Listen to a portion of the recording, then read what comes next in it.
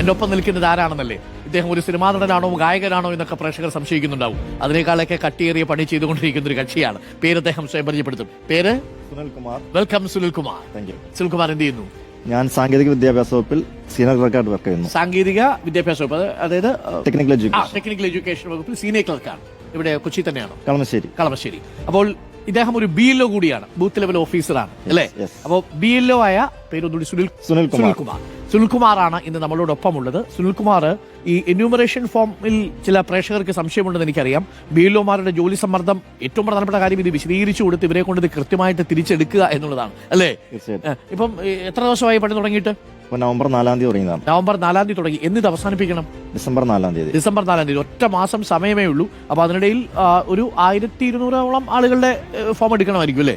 1600 വരെയുള്ള ബൂത്തുകളുണ്ട്. 1600 വരെയുള്ള ബൂത്തുകളുണ്ട്. ഒന്ന് ആലോചിച്ച് നോക്കുക. 1600 ബൂത്തുകൾ എന്ന് പറയുമ്പോൾ ഒരു 10-400-500 വീടുകളെങ്കിലും കയറേണ്ടി വരും. ഒരു വീട്ടിൽ 5-6 ആളുകളൊക്കെ ഉണ്ടാവുമല്ലോ. അപ്പൊ ഞാൻ നേരെ സമയം പാഴാക്കുന്നില്ല. പ്രേക്ഷകർ പ്രത്യേകം ശ്രദ്ധിക്കുക. നിങ്ങളുടെ കയ്യിൽ എന്യൂമറേഷൻ ഫോം ഉണ്ടെങ്കിൽ ആ എന്യൂമറേഷൻ ഫോം ഒന്ന് എടുത്തു വെച്ചോളൂ.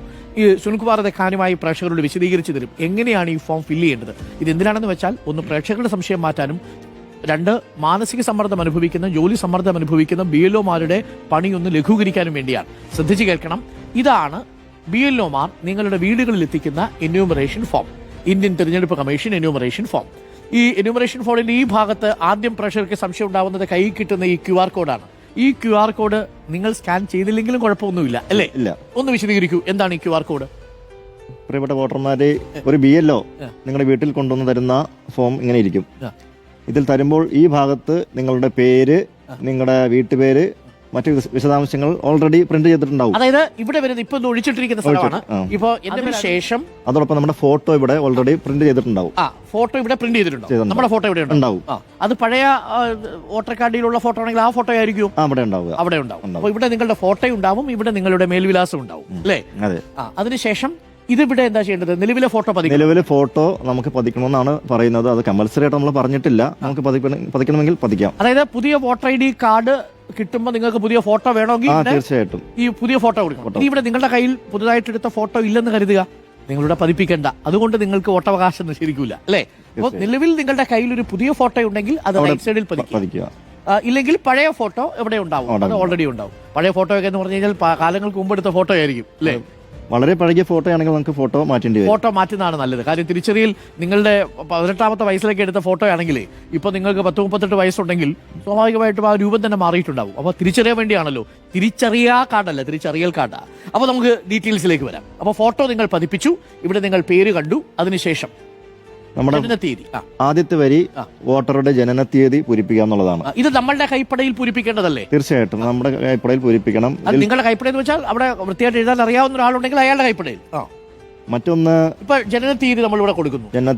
ഇതിൽ വളരെ പ്രായമായ ആളുകൾ ഇപ്പൊ ജനന തീയതി വീട്ടിൽ ചെല്ലുമ്പോൾ അവർക്ക് ഓർമ്മ ഉണ്ടാവില്ല. വളരെ 70-80 വയസ്സുള്ള ആളുകൾക്ക് അവരുടെ തീയതി ചിലപ്പോൾ ഓർമ്മ ഉണ്ടാവില്ല. അപ്പോൾ അതിൽ ആ വർഷമാണ്, വർഷം മതി. അവരുടെ ആധാർ കാർഡിൽ മിക്കവാറും വർഷം കാണും. ആ ഇയർ എഴുതാന്നുള്ളതാണ് ആധാർ കാർഡിലെ വർഷം. തീർച്ചയായിട്ടും. ഭൂരിഭാഗം വീട്ടിൽ ചെന്നാൽ തരുന്നത് ആധാർ കാർഡാണ് വെച്ചോണ്ടാണ് എഴുതുന്നത്. അതിൽ അവരുടെ വർഷം കാണും. ആ വർഷം പ്രത്യേകം ശ്രദ്ധിക്കുക. നിങ്ങളുടെ മുത്തശ്ശി അല്ലെങ്കിൽ വാപ്പ അല്ലെങ്കിൽ ഉമ്മ അല്ലെങ്കിൽ നിങ്ങളുടെ വീട്ടിലുള്ള ഏറ്റവും പ്രായം ചെന്ന ആൾക്ക് കൃത്യമായ ജനനത്തീയതി ഓർമ്മയില്ലെങ്കിൽ ആധാർ കാർഡിൽ നിങ്ങൾ രേഖപ്പെടുത്തിയ വർഷം ഇവിടെ രേഖപ്പെടുത്തുക. അതല്ലാത്ത ആളുകൾ നിങ്ങളുടെ ജനനത്തീയതി രേഖപ്പെടുത്തുക. രണ്ടാമത്തത് ആധാർ നമ്പർ എഴുതാന്നുള്ളതാണ്. അതും ഓപ്ഷണൽ ആയിട്ടാണ് ഇതിൽ ഇലക്ഷൻ കമ്മീഷൻ പറഞ്ഞിട്ടുള്ളത്. ഓപ്ഷണലാണ്. പക്ഷെ നമ്മൾ സാധാരണ രീതിയിൽ ആധാർ കാർഡ് നമ്പർ എഴുതി എടുക്കേണ്ട. ആധാർ കാർഡ് കയ്യിലുണ്ടെങ്കിൽ ആ നമ്പർ എവിടെ എഴുതിക്കോളൂ, രണ്ടാമത്തെ കോളത്തിൽ. ഇനി നമ്പർ ഇല്ല എന്ന് കരുതി ടെൻഷൻ അടിക്കേണ്ട, അതൊരു ഓപ്ഷണലാണ്. മൂന്നാമത്തത്, മറ്റൊന്ന് പിതാവിന്റെ പേര്, സ്വന്തം വോട്ടറുടെ പിതാവിന്റെ പേര് ഇവിടെ എഴുതുക. ഈ ഫോമിൽ രണ്ടാമതൊരു ലൈൻ കൂടി വന്നിട്ടുണ്ട്. പിതാവ് ഡ്യൂപ്ലിക്കേഷൻ വന്നിട്ടുണ്ട് എങ്കിൽ പോലും യഥാർത്ഥത്തിൽ ഫോമിൽ ഡ്യൂപ്ലിക്കേഷൻ ഉണ്ടോ? ഇല്ല. പിതാവിന്റെ പേര് എഴുതുക. അതിന്റെ താഴെ പിതാവിന്റെ എപ്പിക് നമ്പർ എന്ന് പറഞ്ഞാൽ electors photo identity card, election ID card ഉണ്ട്. അതിലെ നമ്പർ ഇവിടെ എഴുതുക. തെരഞ്ഞെടുപ്പ് കമ്മീഷന്റെ പിതാവിന്റെ വോട്ടറുടെ പിതാവിന്റെ പേര്, അതിന്റെ താഴെ പിതാവിന്റെ ഇലക്ഷൻ ID കാർഡ് നമ്പർ എഴുതുക. അപ്പൊ ഇതിനകത്ത് എന്റെ സംശയമല്ല, ഇനി പിതാവിന്റെ അല്ലെങ്കിൽ രക്ഷിതാവിന്റെ എപ്പിക് നമ്പർ ഇല്ല എന്ന് കരുതുക, എന്ത് ചെയ്യും? ലഭ്യമെങ്കിൽ എഴുതുവാനാണ് സൂചിപ്പിച്ചത്. ലഭ്യമെങ്കിൽ മതി. അപ്പൊ അതിനകത്ത് ടെൻഷൻ വേണ്ട. അച്ഛന്റെ നമ്പർ ഇല്ല, അതായത് തിരിച്ചറിയൽ കാർഡ് നമ്പർ ഇല്ലെങ്കിൽ ടെൻഷൻ വേണ്ട, അത് എഴുതണമെന്നില്ല. പക്ഷെ ഉണ്ടെങ്കിൽ എഴുതാം. മറ്റൊന്ന് മാതാവിന്റെ പേര്, വോട്ടറുടെ മാതാവിന്റെ പേര് നമ്മൾ എഴുതണം. നേരത്തെ പറഞ്ഞതുപോലെ മാതാവിന്റെയും എപ്പിക് നമ്പർ നമ്മളിവിടെ താഴെ പൂരിപ്പിക്കണം. ഇനി ഇല്ലെങ്കിൽ എഴുതണ്ട, ഉണ്ടെങ്കിൽ എഴുതുക. മറ്റൊന്ന് പങ്കാളിയുടെ പേര്, അതായത് വോട്ടർ ഒരു പുരുഷനാണെങ്കിൽ അദ്ദേഹത്തിന്റെ ഭാര്യയുടെ ഈത പങ്കാളിയുടെ പേര് എഴുതുക. ഈത പങ്കാളിയുടെ എപ്പിക് നമ്പർ ഇവിടെ പൂരിപ്പിക്കുക. ഓക്കെ, അത് കൃത്യമായിട്ട് പൂരിപ്പിച്ചോണം. നിങ്ങൾ എന്തായാലും ഭാര്യയുടെ ഒക്കെ എപ്പിക് നമ്പർ ഉണ്ടാവും, മിക്കവാറും വീടുകളിൽ ഉണ്ടാവും. അതുകൊണ്ട് അതിനകത്ത് കൺഫ്യൂഷൻ ഇല്ല. ലഭ്യമെങ്കിൽ, ഇതെല്ലാം ലഭ്യമെങ്കിൽ എന്നുള്ളതാണ്. ഇല്ലെങ്കിൽ നിങ്ങൾ എഴുതണ്ട എന്ന് കരുതി, സമയം ഇല്ല എന്ന് കരുതി നിങ്ങൾ മടക്കി വെക്കേണ്ട. പൂർണ്ണമായിട്ടും അത് പൂരിപ്പിച്ചു കൊടുക്കുക. ഇതൊക്കെ ഒരു പൗരധർമ്മമല്ലേ. അപ്പൊ അടുത്തത് അവസാന SIR-ന്റെ വോട്ടർ പട്ടിക. ഈ രണ്ട് കോളമാണ് കൺഫ്യൂഷൻ. ഇവിടെയാണ് പലപ്പോഴും വോട്ടർമാർക്ക് കൺഫ്യൂഷൻ വരുന്നത്. അവസാന SIR-ന്റെ വോട്ടർ പട്ടിക ഉൾപ്പെട്ട വോട്ടറുടെ വിശദാംശങ്ങൾ. അതായത് 2002 വോട്ടർ പട്ടിക മാനദണ്ഡമാക്കിയിട്ടാണ് നമ്മൾ ഈ പരിശോധന നടത്തുന്നത്. അപ്പോൾ അതായത് നിങ്ങളുടെ കയ്യിൽ ഇപ്പോൾ ഒരു വോട്ടർ ID കാർഡ് ഉണ്ടെങ്കിൽ അല്ലേ, നിങ്ങൾ ആ SIR ഉൾപ്പെട്ടിട്ടുണ്ടാവാം. അങ്ങനെ പറയാൻ കഴിയില്ല. ഇപ്പോൾ 2002 ഇപ്പോൾ ഒരു ഈ ഫോം പൂരിപ്പിക്കുന്ന വോട്ടർ 2002 വോട്ടർ പട്ടികയിൽ ഉള്ളതാണോ എന്ന് പരിശോധിക്കും. ആ 2002 വോട്ടർ പട്ടിക വോട്ടറുടെ കയ്യിൽ കാണില്ല, അത് BLOയുടെ കയ്യിൽ കാണും. ഞാനിപ്പോ 2002 വോട്ടർ പട്ടികയിൽ ഉൾപ്പെട്ടിട്ടുണ്ടോ ഇല്ലയോ എന്ന് എന്റെ അടുത്ത് ആര് പറയും? BLOയോട് ചോദിച്ചാൽ BLO വ്യക്തമാക്കി തരും. അതല്ലെങ്കിൽ തെരഞ്ഞെടുപ്പ് കമ്മീഷന് തന്നെ ഒരു 2002 വോട്ടർ പട്ടിക നമുക്ക് തന്നെ പരിശോധിക്കാൻ കഴിയുന്ന ലിങ്ക് കൊടുത്തിട്ടുണ്ട്. ഒരു വോട്ടർക്ക് അതിൽ കയറി അവരുടെ ജില്ലയും അസംബ്ലി മണ്ഡലവും ബൂത്ത് ഉൾപ്പെടെ സെലക്ട് ചെയ്തുകൊണ്ട് പേരിന്റെ ഒരു ഭാഗം വെച്ചുകൊണ്ട് ശ്രമിച്ചാൽ, സെർച്ച് ചെയ്താൽ 2002 വോട്ടർ പട്ടിക നമ്മുടെ പേരുണ്ടോ നമുക്ക് അറിയാൻ കഴിയും ഒരു വോട്ടർക്ക്. അതല്ലെങ്കിൽ വീട്ടിൽ വരുന്ന BLOനോട് ചോദിച്ചാൽ അദ്ദേഹത്തിന്റെ കയ്യിൽ ഈ പറയുന്ന 2002 വോട്ടർ പട്ടിക കാണും. ആ വോട്ടർ പട്ടിക നിങ്ങൾ വരുമ്പോൾ ഒരു പ്രത്യേക ഒരു കാര്യം ശ്രദ്ധിക്കുക. BLO വരുന്ന സമയത്ത് BLOയോട് ചോദിക്കുക, ഈ വീട്ടിൽ ആരൊക്കെയാണ് 2002 വോട്ടർ പട്ടികയിൽ ഉണ്ടായിരുന്നത്, ഇല്ലാതിരുന്നത്. ഇപ്പൊ 2002 വോട്ടർ പട്ടികയിൽ ഇപ്പൊ 2002 ശേഷം കല്യാണം കഴിച്ചൊക്കെ വന്നിട്ടുള്ളവരുണ്ടാവുമല്ലോ. തീർച്ചയായിട്ടും വന്നാൽ അവരിവിടെ വരുമ്പോൾ ഇപ്പോ 2002 വോട്ടർ പട്ടികയിൽ പേരുണ്ടോ എന്ന് നോക്കും. അല്പം പ്രായമുള്ള ആളുകൾ, ഒരു 45 വയസ്സുള്ള ആളുകളാണെങ്കിൽ ഇപ്പൊ മിക്കവാറും ഈ പറയുന്ന 2002 വോട്ടർ പട്ടിക. പക്ഷേ അതിനുശേഷം വരുന്ന ഇപ്പം ഈ 2010 ശേഷം കല്യാണം കഴിച്ചിട്ടുണ്ടാവുമല്ലോ, 20 ശേഷം കല്യാണം കഴിച്ചവര്, അതായിട്ട് വരാം. വോട്ടർ ആദ്യം ചെയ്യേണ്ടത് സ്വന്തം പേര് 2002 വോട്ടർ പട്ടികയിൽ ഉണ്ടോന്ന് പരിശോധിക്കുക. ഉണ്ടെങ്കിൽ ആ ഭാഗം ആദ്യം പറയാം. ഉണ്ടെങ്കിൽ അദ്ദേഹത്തിന്റെ പേര് ഇവിടെ എഴുതണം. ഇപ്പൊ എന്റെ പേര് പഴയ വോട്ടർ പട്ടികയിൽ 2002 വോട്ടർ പട്ടികയിൽ ഉണ്ടെങ്കിൽ എന്റെ പേര് ഇവിടെ എഴുതണം, വോട്ടറുടെ പേര് ഇവിടെ എഴുതണം. അദ്ദേഹത്തിന്റെ 2002 വോട്ടർ പട്ടികയിലെ എപ്പിക് നമ്പർ ഉണ്ടോ എന്ന് നോക്കണം. ഉള്ള നമ്പർ അല്ല. ഈ രണ്ട് പോർഷൻ എന്ന് പറയുന്നത് 2002 വിവരങ്ങളാണ് ഇവിടെ എഴുതേണ്ടത്. ഇവിടെയും ഇത് എങ്ങനെ കിട്ടും നമുക്ക്? ആ വോട്ടർ പട്ടികയിൽ ഈ പറയുന്ന നമ്മുടെ എപ്പിക് നമ്പർ കാണാം. അത് പഴയ നമ്പർ ആണെങ്കിൽ ചിലപ്പോൾ ഒരു അതിരിക്കുന്ന BLOയുടെ കയ്യിലായിരിക്കില്ലേ? BLOയുടെ അടുത്താണ്. BLOയോട് ചോദിച്ചാൽ BLO പോകുന്നതിന് മുമ്പ് തന്നെ പൂരിപ്പിക്കാം. അതല്ലെങ്കിൽ ഈ പറയുന്ന ഞാൻ നേരത്തെ പറഞ്ഞ ലിങ്ക് പരിശോധിച്ചാൽ അവിടെ നമുക്ക് ആ ഡീറ്റെയിൽസ് കിട്ടുന്നതാണ്.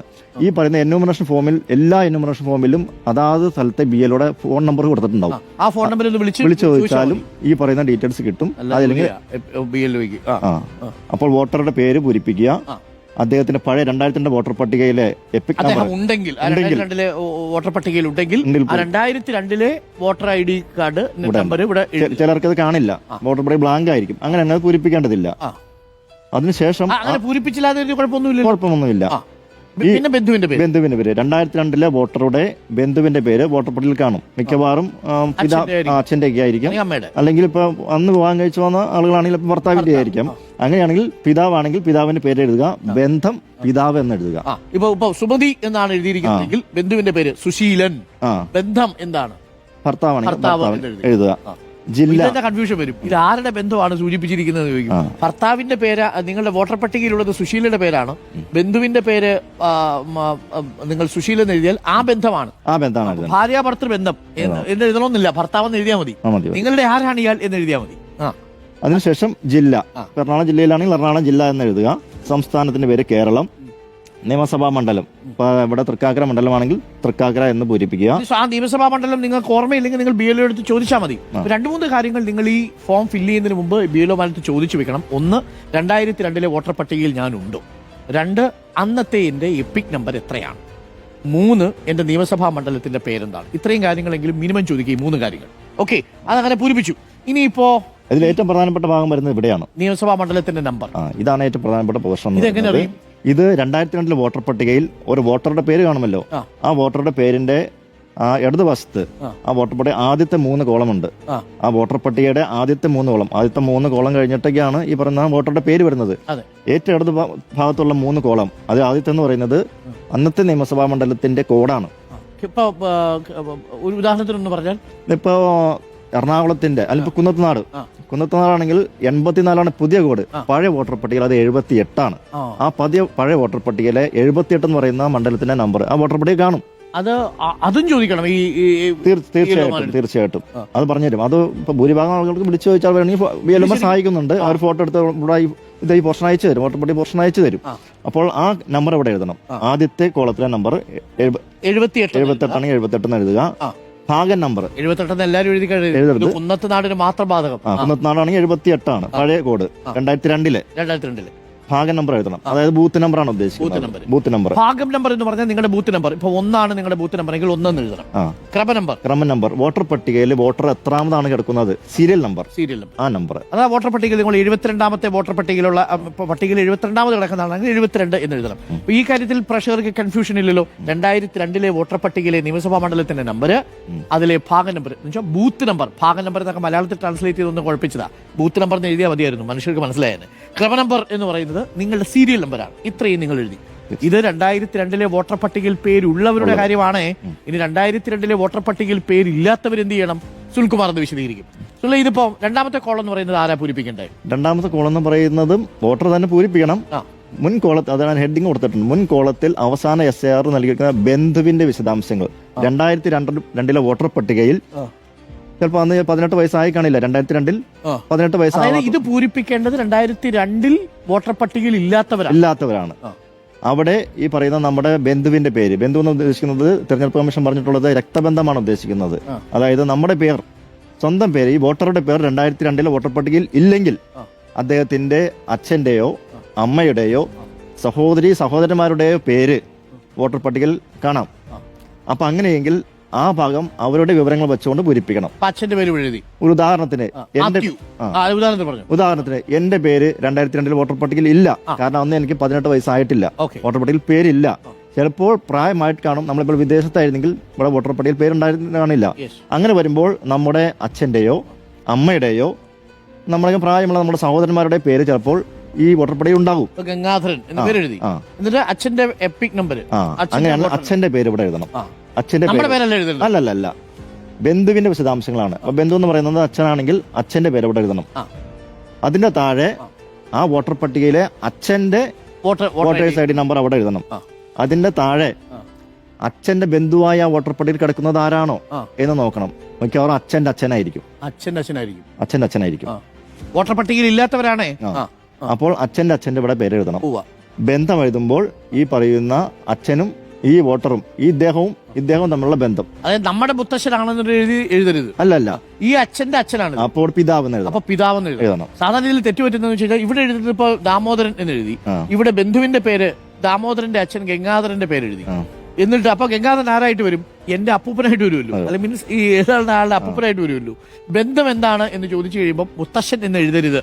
പകരം ഇവിടെയുള്ള നിങ്ങളുടെ അച്ഛനും നിങ്ങളുടെ മുത്തശ്ശനും തമ്മിലുള്ള ബന്ധമാണ് ചോദിച്ചത്. ആ വോട്ടർ പട്ടികയിൽ എങ്ങനെ കിടക്കുന്നു, 2002 വോട്ടർ പട്ടികയിൽ എങ്ങനെ കിടക്കുന്നു അതേ രീതിയിൽ അവിടെ എഴുതണം. എന്നിട്ട് ജില്ല ഏതാണ് ആ ജില്ല എഴുതണം.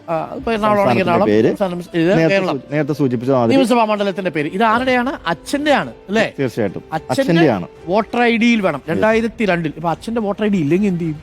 വോട്ടർ ID ഇല്ലെങ്കിൽ വേണ്ട എഴുതണ്ട, ലഭ്യമെങ്കിൽ എന്നല്ല പറഞ്ഞിരിക്കുന്നത്. അപ്പൊ ഈ നിയമസഭാ മണ്ഡലത്തിന്റെ നമ്പർ ഇതൊന്നും കിട്ടിയില്ലെങ്കിൽ എഴുതണ്ട. എഴുതുണ്ടാവുമല്ലോ, തീർച്ചയായിട്ടും ഉണ്ടാവും. ഇത് അച്ഛന്റെ എങ്ങനെ അറിയും? അച്ഛന്റെ പേര് വോട്ടർ പട്ടികയിൽ ഉണ്ടല്ലോ. 2002 വോട്ടർ പട്ടികയിൽ പേരുണ്ടാവും. വോട്ടർ പട്ടികയിൽ തീർച്ചയായിട്ടും ആ മണ്ഡലം ഉണ്ടാവും. ഭാഗം നമ്പർ പോലെ തന്നെ രീതിയിൽ അവിടെ പൂരിപ്പിക്കുക. ഇവിടെ ഒരു സംശയം വരാൻ പോകുന്നത്, ഇപ്പൊ ഇത് പ്രേക്ഷകർക്ക് തെറ്റിദ്ധരിക്കാൻ പോകുന്നത്, ഇവിടെ ഒരു പൂരിപ്പിച്ചു കഴിഞ്ഞാൽ ഇവിടെ എഴുതിയിരിക്കുന്നത് മുൻകോളത്തിൽ അവസാന SIR പേര് നൽകിയിരിക്കുന്ന ബന്ധുവിന്റെ വിശദാംശങ്ങൾ. ഇതിൽ ഏതെങ്കിലും ഒരു ഭാഗം പൂരിപ്പിച്ചാൽ മതി. ഏതെങ്കിലും ഒന്ന് പൂരിപ്പിച്ചാൽ മതി. അതാണ് പ്രത്യേകം ശ്രദ്ധിക്കേണ്ടത്. ഉണ്ടെങ്കിൽ നിങ്ങൾ ഇത് പൂരിപ്പിക്കുക. തീർച്ചയായിട്ടും. ഇല്ലെങ്കിൽ നിങ്ങൾ ഇത് പൂരിപ്പിക്കുക. കേട്ടോ? പക്ഷെ ഇവിടെ ഇങ്ങനെ എഴുതിയാൽ മതിയായിരുന്നു. അവസാന SIR ഇല്ലാത്തവർ മാത്രം പൂരിപ്പിക്കാനുള്ളതെന്ന് എഴുതിയത് കുറച്ചുകൂടി മനസ്സിലായത്. തീർച്ചയായിട്ടും. പക്ഷേ ഇത് തിരിച്ചാണ് എഴുതിയിരിക്കുന്നത്. അവിടെയാണ് BLO ചെയ്യുന്ന റോള്. BLO പറഞ്ഞ് വിശദീകരിക്കണം. ഇത് ആകെ എഴുതി കോംപ്ലക്സ് ആക്കി എന്ന് വേണമെങ്കിൽ പറയാം. മുൻകോളത്തിൽ അവസാന SIR പേര് നൽകിയിരിക്കുന്ന ബന്ധുവിന്റെ വിശദാംശങ്ങൾ. ടെൻഷൻ അടിക്കേണ്ട, 2002 ഇല്ലെങ്കിൽ എന്ന് മാത്രമാണ് ഉദ്ദേശിച്ചിരിക്കുന്നത്. 2002 ഇല്ലെങ്കിൽ നിങ്ങൾ ഇത് പൂരിപ്പിക്കുക. ഈ പോർഷൻ എല്ലാവരും പൂരിപ്പിക്കണം. ഈ പോർഷൻ പൂരിപ്പിക്കുക. ഇതിൽ ഏതെങ്കിലും ഒന്ന് നിങ്ങൾ പൂരിപ്പിക്കുക. സ്വന്തം പേരുണ്ടെങ്കിൽ ഇതിൽ, ഇല്ലെങ്കിൽ ബന്ധുവിന്റെ പേര്. എന്നിട്ട് ഇതിന് ശേഷം പിന്നെ വേറെ എന്താ ഉള്ളത്? വേറെ ഒപ്പിടേണ്ട കാര്യമുണ്ടോ? ഒപ്പിടേണ്ടതുണ്ട്. നമ്മൾ ഒപ്പിടണം. നമ്മൾ ഒപ്പിടണം. അത് വോട്ടർ ഇതിവിടെ ഉണ്ട്. വോട്ടറുടെയോ കുടുംബത്തിന്റെയോ ഒപ്പ് അതിന്റെ അടയാളം സൂചിപ്പിക്കുക തീയതിയോടൊപ്പം ഓക്കെ. എന്നിട്ട് ഇവിടെ ബി എൽ ഇവിടെ BLO ഒപ്പിട്ട് ഇത് ഒരു വോട്ടർക്ക് 2 പകർപ്പ് ഫോമാണ് വീട്ടിൽ കൊണ്ടുപോയി കൊടുക്കുന്നത്. ഒരു ഫോം നമ്മൾ തിരിച്ച് BLO കൊണ്ടുപോകും, ഒരെണ്ണം അവരുടെ അക്നോളജ്മെന്റിന് വേണ്ടി അവർക്ക് കൊടുക്കും, നമ്മൾ സൂക്ഷിക്കുക, BLO ഒപ്പിട്ട് തിരിച്ചു കൊടുക്കും. അപ്പൊ ഏതെങ്കിലും തരത്തിൽ വോട്ടർ ID കാർഡ് നിങ്ങൾക്ക് ഇല്ലെങ്കിൽ, നിങ്ങൾ വോട്ടർ പട്ടികയിൽ വരുന്നില്ലെങ്കിൽ നിങ്ങൾക്ക് ഈ BLO ഒപ്പിട്ട് തന്നേക്കുന്ന കടലാസുമായിട്ട് വേണം നിങ്ങൾ ഇലക്ഷൻ കമ്മീഷൻ സമീപിക്കാൻ. നമ്മൾ വീട് കയറി ഇപ്പൊ വേറൊരു സംശയം കൂടി പറഞ്ഞത്, ഇപ്പോൾ എറണാകുളം ജില്ലയിൽ ഒരു സ്ത്രീ ഇങ്ങോട്ട് വിവാഹം കഴിച്ചുകൊണ്ട് വന്ന് വിചാരിക്കാം, എറണാകുളത്തേക്ക് കല്യാണം കഴിച്ചു, സുമതിയെ എറണാകുളത്തേക്ക് കല്യാണം കഴിച്ചു വന്നു. അപ്പോൾ ഈ പറയുന്ന സുമതി പൂരിപ്പിക്കുന്നത് അച്ഛന്റെ ഡീറ്റെയിൽസ് വെച്ചാണെങ്കിൽ, അദ്ദേഹത്തിന്റെ അച്ഛന്റെയോ അമ്മയോ ഡീറ്റെയിൽസ് വെച്ചാണെങ്കിൽ ഈ ഭാഗമാണ് പൂരിപ്പിക്കേണ്ടത്.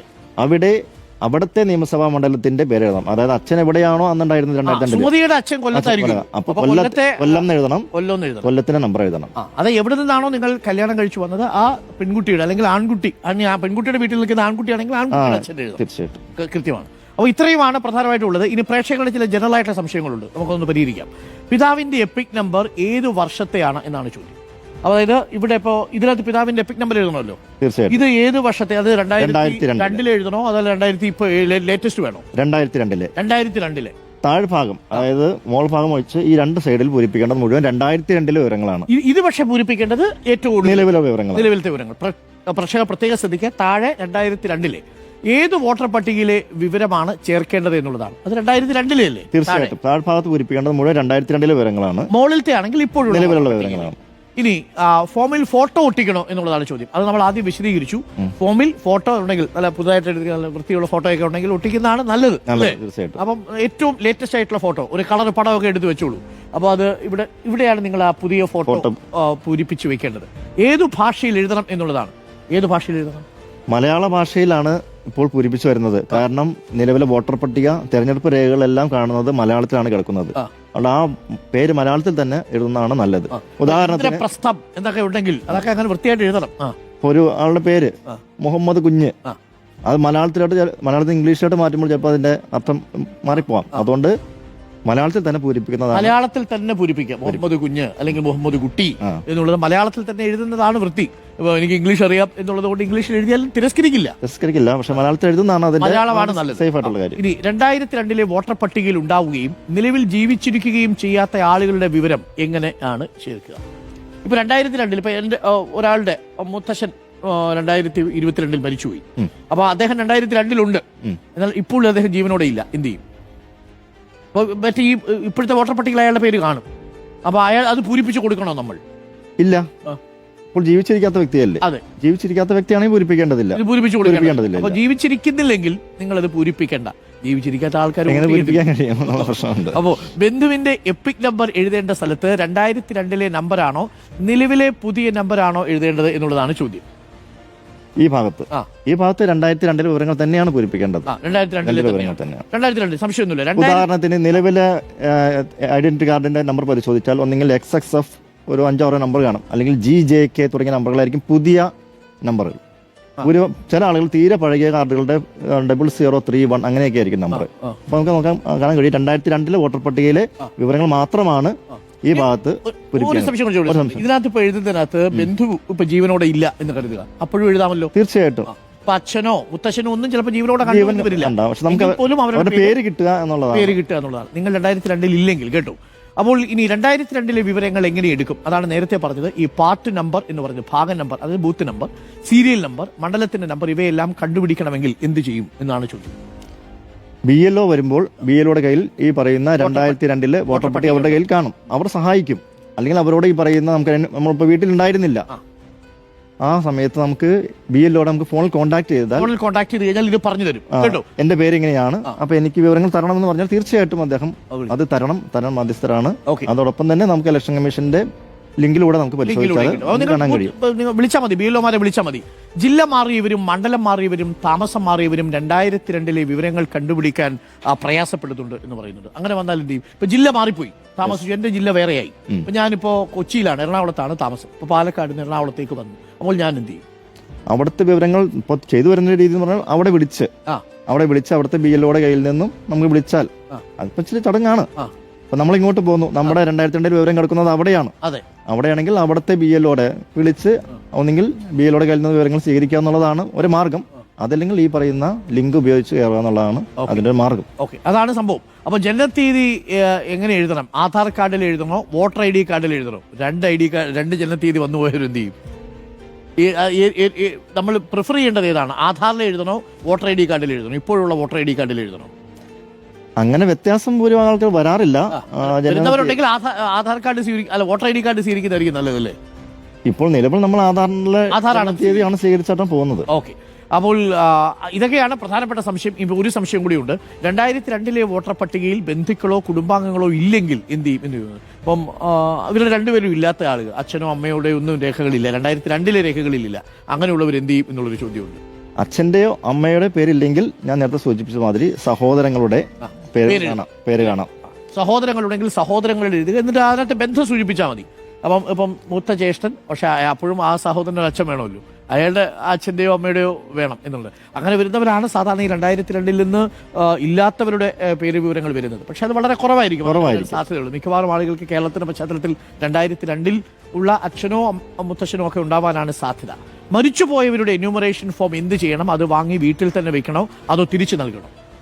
മരിച്ചുപോയവരുടെ എന്യൂമറേഷൻ ഫോം നമുക്ക് ഈ പറയുന്ന BLO ഇപ്പൊ ആദ്യഘട്ടത്തിൽ അത് നൽകിക്കൊള്ളാൻ പറഞ്ഞിരുന്നു. ഇപ്പൊ എന്തായാലും പൂരിപ്പിക്കാനൊരു മാർഗമില്ല. അപ്പൊ അത് നമ്മൾ റിപ്പോർട്ട് ചെയ്യും, ഡെത്തായിട്ട് റിപ്പോർട്ട് ചെയ്തുകൊണ്ട് നമ്മൾ അതിന് റിപ്പോർട്ട് ചെയ്യാനുള്ളതാണ്. തിരിച്ചു തരണം, പൂരിപ്പിക്കേണ്ടതില്ല. നിലവിലെ വോട്ടർ പട്ടികയിൽ തെറ്റുകൾ ഉണ്ടെങ്കിൽ അത് ഫോമിൽ അതേപടി തന്നെ എഴുതണോ അല്ലെങ്കിൽ തിരുത്തി എഴുതണോ? അപ്പൊ പേര് എഴുതുന്നതിനകത്ത് ദൃഷ്ടദ്യുമ്നൻ എന്നാണ് പേര്, അതിനകത്ത് D തെളിഞ്ഞിട്ടില്ല. അപ്പൊ എന്ത് ചെയ്യും? ഒരു വോട്ടറുടെ പേര് എന്തായാലും നിലവിലെ പേര് വിവരങ്ങൾ മുകളിൽ തന്നെ പ്രിന്റ് ചെയ്ത് കാണും.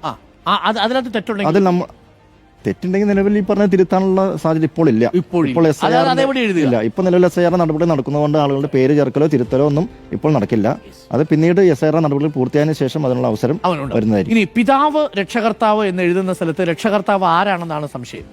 അപ്പൊ അത് പിതാവിനെ തന്നെ എഴുതുക, പിതാവില്ലെങ്കിൽ മാതാവ്, അല്ലേ? തീർച്ചയായിട്ടും. അതിനകത്ത് ഇതാണ് പിതാവ് രക്ഷിതാവിന്റെ പേര്, ഓർ പിതാവ് ഓർ രക്ഷിതാവ്, ഇത് രണ്ടും എഴുതണോ എന്നായിരിക്കും ആൾക്കാർ. അല്ല, പിതാവിന്റെ പേര് എഴുതിയാൽ മതി. അങ്ങനെയൊക്കെ സംശയങ്ങൾ ഉണ്ടാവും കേട്ടോ. നമ്മുടെയൊക്കെ ചില വീടുകളിൽ പോകുമ്പോഴേ ഒരുപാട് സംശയങ്ങളായിരിക്കും.